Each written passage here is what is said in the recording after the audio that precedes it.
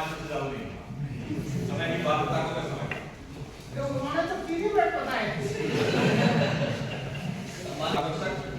आदरणीय के सानिध्य में रहकर हम जितना सीखते हैं उतना ही कम है। हमेशा हमें इतना बताते रहते हैं, समझाते रहते हैं सामाजिकता के रूप से, शैक्षिक रूप से, कि अगर आप लोग इनके संपर्क में रहें तो एक श्रेष्ठ व्यक्तित्व के साथ साथ देश को आगे बढ़ाने वाले नागरिकों में अपना प्रथम स्थान प्राप्त कर लें।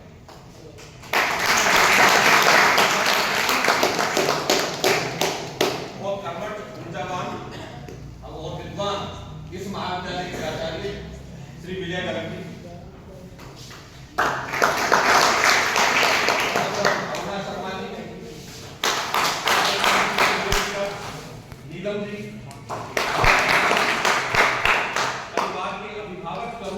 अपने आप में करूं हैं। एक छोटे से समय में, थोड़े से समय में 3 कार्यक्रमों को समायोजित करना कोई हंसी खेल नहीं होता। इसके लिए बहुत तैयारी करनी पड़ती है, लेकिन जितनी कुशलता के साथ यहाँ एक पुस्तक का विमोचन हो रहा है, चरित्र निर्माण से संबंधित बातें हो रही हैं और एड ऑन कोर्स यहाँ पे शुरू किया गया है। मैं तो बधाई देना चाहूंगा। प्रयत्न होता है कि हम शिक्षा से संबंधित कार्य करते हैं, अपनी संस्कृति से संबंधित कार्य करते हैं। अगर आज आप राष्ट्रीय शिक्षा नीति के अंतर्गत पढ़ रहे हैं तो इस न्यास में जो अपने रिकमेंडेशंस दी थी 80% वो आज की राष्ट्रीय शिक्षा नीति है। तो हमारा कार्य केवल शिक्षा के लिए है, केवल समाज के लिए। हम 10 विषयों के अंतर्गत कार्य करते हैं। हमारे 10 विषय चरित्र निर्माण, व्यक्तित्व का समग्र विकास, वैदिक गणित, पर्यावरण शिक्षा, शिक्षा में स्वायत्तता, प्रबंधन शिक्षा, प्रतियोगी परीक्षा, तकनीकी शिक्षा, शिक्षक शिक्षा, शोध विकल्प, इतिहास शिक्षा और भारतीय ज्ञान परंपरा। ये हमारे 10 विषय हैं। 3 हमारे आयाम हैं, भारतीय भाषा मंच, भारतीय भाषा अभियान, शिक्षा स्वास्थ्य न्यास।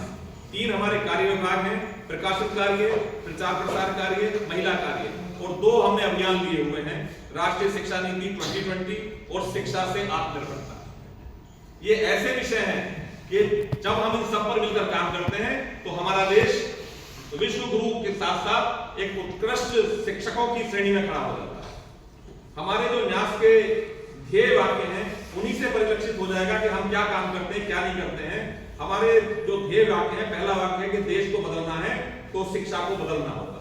शिक्षा को बदलने से मतलब ये नहीं है कि हम पाठ्यक्रम बदल रहे हैं। हम बात करते हैं कि शिक्षा ऐसी हो जिससे आप आत्मनिर्भर बने और देश आगे बढ़े।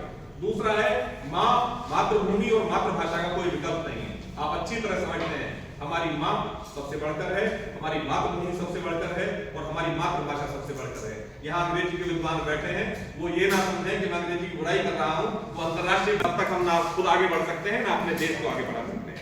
दूसरी बात हम कहते हैं कि समस्याएं तो हमारे जीवन में बहुत हैं, लेकिन हमें समस्याओं पर चर्चा नहीं करनी। समस्या तो है, उसका समाधान कैसे निकले, इसलिए समस्या नहीं, हमें समाधान पर चर्चा करनी चाहिए। जब हम प्राचार्य महोदय के कार्यालय में भी जाते हैं तो समस्या लेके जाते हैं, लेकिन समस्या के साथ आप समाधान भी लेके जाएं ताकि उनका हल निकल सके। और दूसरी बात जो सबसे महत्वपूर्ण आप लोगों के लिए है कि देश को आत्मनिर्भर बनाना है तो छात्रों को आत्मनिर्भर बनाना होगा। केवल डिग्री लेकर आप बाहर चले जाएंगे तो वो डिग्री आपके लिए मात्र एक कागज का टुकड़ा होगी। जब आप आत्मनिर्भर बन के जाएंगे तो अपनी आजीविका बना सकेंगे, अपने देश को आगे बढ़ा सकेंगे, देश की प्रगति में योगदान दे सकेंगे, देश की जीडीपी बढ़ेगी। ये हमारा शिक्षा संस्कृति उत्थान न्यास 2004 में शिक्षा बचाओ आंदोलन से शुरू हुआ था। हमारी शिक्षा व्यवस्था में बहुत सारी ऐसी बातें आ गई थी कि जो हमारी संस्कृति के विरुद्ध थी, उनके विरुद्ध हम लड़े।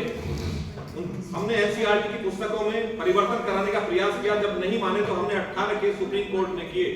और ये सब आपका सौभाग्य है कि वो सारे केस हमारे हक में जीते हम लोग और पाठ्यक्रमों में परिवर्तन हुआ और आज हम गर्व से अपने इतिहास को पढ़ पाते हैं। जब ये आंदोलन चल रहा था तो कोई भी आंदोलन ज्यादा दिन नहीं टिकता। स्थायी रूप से आगे बढ़ाने के लिए किसी न किसी संस्था की जरूरत होती है। तो माननीय श्री अतुल कोठारी जी के नेतृत्व में शिक्षा संस्कृति उत्थान न्यास का गठन किया गया 2007 में, और 2007 से हम लोग निरंतर आप लोगों के बीच कार्य कर रहे हैं।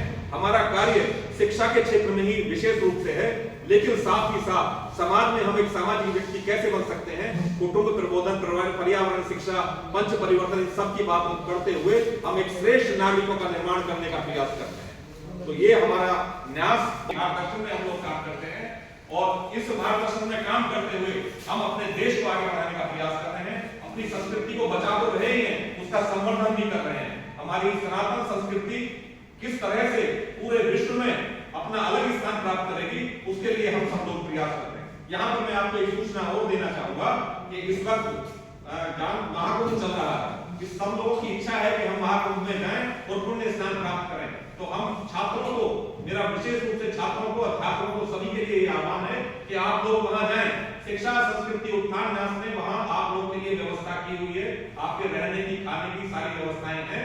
7, 8 और 9 तारीख में वहां पर एक बड़ा कार्यक्रम हो रहा है।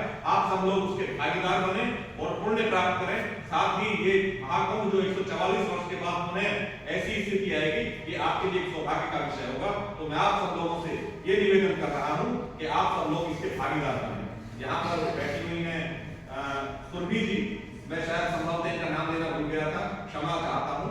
आप भी वहां जाने का प्रयास करें। बहुत बहुत धन्यवाद।